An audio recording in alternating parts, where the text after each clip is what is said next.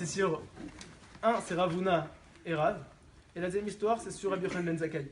Je vais commencer par la première histoire de Rabbi Yochanan ben Zakkai, elle est magnifique. J'ai fait le calcul d'ailleurs. Regardez, Rabbi Yochanan ben Zakkai, c'est très très simple. Il n'avait pas d'argent pour faire le kidouche. Sa maman, Shalom, elle a dû vendre le foulard qu'elle avait sur la tête. À mon avis, elle avait 2 foulards. Ok, parce qu'une personne n'a pas de rester, pas mariée, elle n'a pas de rester la tête découverte. Elle a vendu un foulard pour faire le kidouche. La Gemara, elle dit quoi? Elle enseigne juste un peu après. Écoutez comment c'est très très fort, ça peut vous servir énormément. Je suis très très sérieux. Elle explique la Gemara, quand cette femme-là, elle est nifteret, elle a laissé à Rabbi Yochanan ben Zakkai 300 tonneaux de vin. Ok, on va expliquer 300 tonneaux de vin.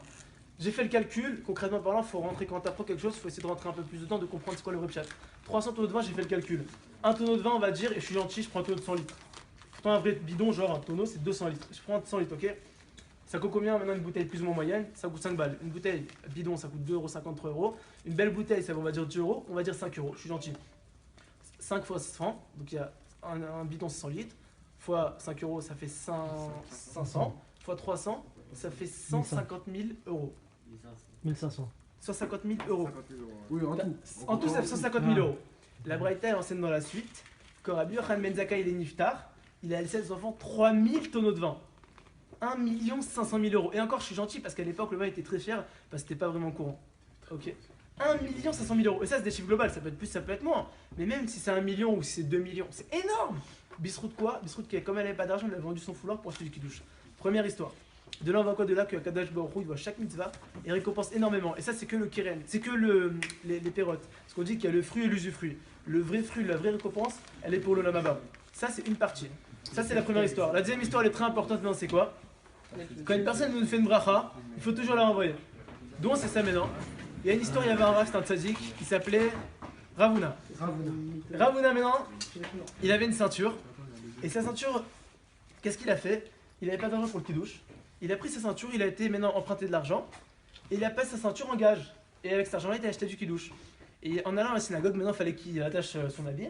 Qu'est-ce qu'il a fait maintenant? Il a pris une ceinture en feuille d'herbe. Et Rav, qui était le grand tzaddik de l'époque, il le voit comme ça, il lui fait mal. Il lui dit, c'est quoi ça? Il lui dit, bah j'avais pas d'argent et j'ai dû aller emprunter de l'argent pour prendre le kidouche, faire le kidouche. Et j'ai mis une ceinture en feuille. Et Rav, ça l'a ému, comment c'était beau, comment c'est fort, comment il a dit, waouh, à tel point ils sont chers les mitzvot des Israël. Il a enlevé sa ceinture pour aller emprunter de l'argent pour faire le kidouche. Et ça l'a vraiment ému. Il lui a dit, je vais faire une bracha. Il lui a dit que tu sois recouvert d'or, que ce soit la volonté d'Akadosh Baruch Hu, que tu sois recouvert de soie, excusez-moi. Il lui a dit que tu sois recouvert de soie.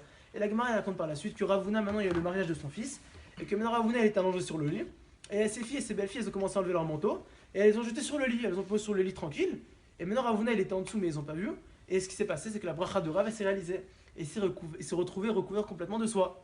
Donc la bracha de Rav s'est réalisée. Rav maintenant il a entendu l'histoire, il écrit Ikpid Rav, Rav il a mal pris.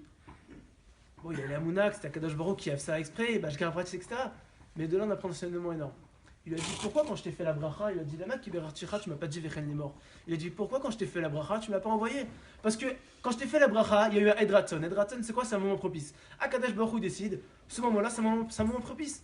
Si toi-même tu serais arrivé, tu m'aurais dit pour toi aussi, tu m'aurais dit également la bracha, j'aurais été aussi riche. Et si j'aurais aussi été riche, bah j'aurais pu faire plein de mitzvot. Parce que comme on dit, men kemach en Torah, s'il n'y a pas d'argent, il n'y a pas de Torah. S'il n'y a pas de farine, un retour comme ça. De quoi un retour? Bah, il fait une bracha pour attendre un retour. Mais mon frère, tu fais devenir milliardaire un mec, t'as envie qu'il te fait chier un petit peu, c'est la logique. Bah, surtout, c'est gratuit. C'est gratuit. T'as compris ou pas? C'est gratuit, mon frère. Là, lui en vouloir. Non, Rav, il a pas vraiment mal pris. C'est un saint sadique. À son niveau, mon frère, ça tue même pas. Mais dans le sens où je dois faire beaucoup de mitzvot. Frère, quand t'as de l'argent, tu peux être Torem, tu peux soutenir des yeshivot. On faire que une tonne, c'est la guerre. le Nisayan de la richesse, il est plus dur que le Nisayan de la Vadaï, mais Alvaï connaît l'Islam de la richesse. Alvaï, celui-là qui répond Amen, qui répond Amen. Alvaï connaît tous l'Islam de la richesse, de la richesse. Parce que quand t'es riche, tu peux faire beaucoup plus de mitzvot, beaucoup plus de tzedakot. Beaucoup plus d'avérotes aussi. Aussi, ça dépend comment tu l'utilises. C'est un moyen double tranchant. Non, et la Gemara précise, excuse-moi, il a raison, j'ai oublié de préciser. La Gemara précise que sa situation financière était beaucoup améliorée à tel point qu'il avait pu acheter des habits de soie, qui était un métier très cher à l'époque, j'ai oublié de dire ça, à toute sa famille, à ses filles et ses belles-filles. Et là, ça prouve qu'il est devenu très très riche. Et c'est pour ça que grave, il a un peu mal pris. Et il lui a dit pourquoi tu m'as pas dit Vechen les morts? De là, on apprend quelque chose de très important. La Gemara est dit aussi dans Masret Megillah, il y a un rave qui s'appelle Rabbi Hanina, très très connu, je crois que c'est Rabbi Hanina ben Dosa, je crois que c'est lui, ouais. Il a dit que ne soit jamais vaine à tes yeux la bracha d'un tzaddik, la bracha d'un idiot. La plus forte raison, d'un tzaddik. une personne n'importe laquelle, la plus simple du monde, aux yeux d'Akadosh Baruch Hu, elle peut être 10 fois plus que n'importe lequel d'entre nous. En fait, Hachem, il a créé tel qu'il est.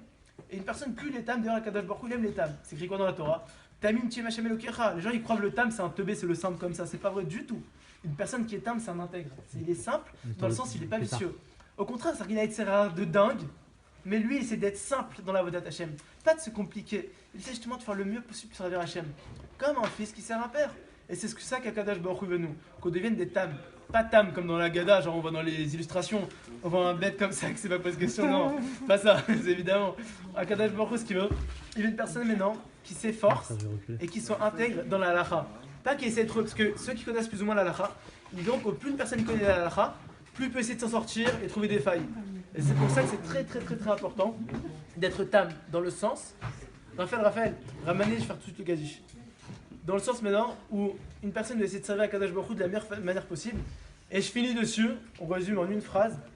Quand une personne il se dépasse pour Hachem, Hachem se dépassera pour lui. Je le répète, quand une personne il se dépasse pour Hachem, Hachem il se dépasse pour lui. Et je rajoute une autre phrase que un grand tzaddik à la Vachalem, Ben Hehe, il s'appelle, c'est un converti, c'est un Tana, Ben Hehe. Il tient dans la fin du 5e période de Pirkei Avot, il dit les fum tsaragra, selon l'effort, la récompense. Plus une personne il se dépasse, plus Akadosh Baruch Hu il se dépassera pour lui, parce qu'on dit qu'Akadosh Baruch Hu, la Jimida Kengel Mida avec nous. C'est vrai ou pas? Hachem il a dit pareil qu'avec nous. Plus une personne il se dépasse, c'est vrai qu'on ne doit pas attendre ça. On ne doit pas attendre ça, mais de savoir quand même que c'est une motivation pour servir Akadosh Baruch Hu. Et elle va qu'on arrive à servir Akadosh Baruch Hu, c'est vraiment entièrement grâce à ce niveau-là. Après, si Dieu veut, ça viendra maintenant pour le reste, qu'on servira Akadosh Baruch Hu Lishma. Mais déjà, je vous retenez ça, plus une personne il se dépasse pour Hachem, plus Hachem il se dépassera pour lui. Parce qu'il y a écrit, tu fais un pas vers moi, Hachem dit, je t'en fais deux vers toi. C'est écrit dans le Talmud Yerushalmi.